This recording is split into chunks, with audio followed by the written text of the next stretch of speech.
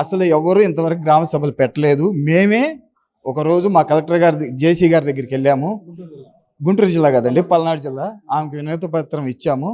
ఆమె చెప్పిన మాట ఏంటంటే, అసలు మాకే ఇంతవరకు సరైన ఇన్ఫర్మేషన్ ఇవ్వలేదు. మీకు మేము యాడ్ చెప్పేది వస్తాం, ఒక రోజు వస్తాం, గ్రామ సభలు పెడతాము, అప్పుడు ఏదన్నా ఉంటే మాట్లాడుకుందాము అని చెప్పారు. ఈ మీడియాలో వస్తున్నాయి, ప్రతిరోజు వచ్చింది ఔటర్ రింగ్ రోడ్డు అమరావతికి మహర్దశ అని టైటిల్ వస్తుంది. అది చూస్తున్నాం. ఊర్లోనేమో మ్యాపులు పెడుతున్నారు. ఒకవేళ ఇన్ కేసు నాకు ఏదైనా ఇబ్బంది అమ్ముకోవాలనుకున్నా కానీ ఇప్పుడు దాన్ని కొనడానికి ఎవరు రావట్లేదు, రోడ్డు కింద పోతుంది కదా. మొన్న వచ్చారు, చూపించాం, ఇది రోడ్డు కింద పోతుంది, ఎవరు కొంటారు అని వెళ్ళిపోయారు.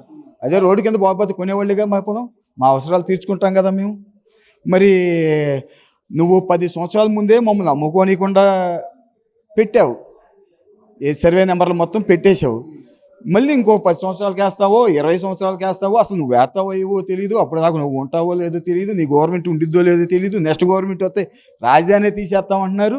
అలాంటి పరిస్థితుల్లో మా భూమికి మా పొలానికి గ్యారెంటీ ఏంటి? నువ్వు ఇప్పుడు అమ్ముకోనియట్లేదు, నష్టపరిహారము కూడా చెప్పట్లేదు.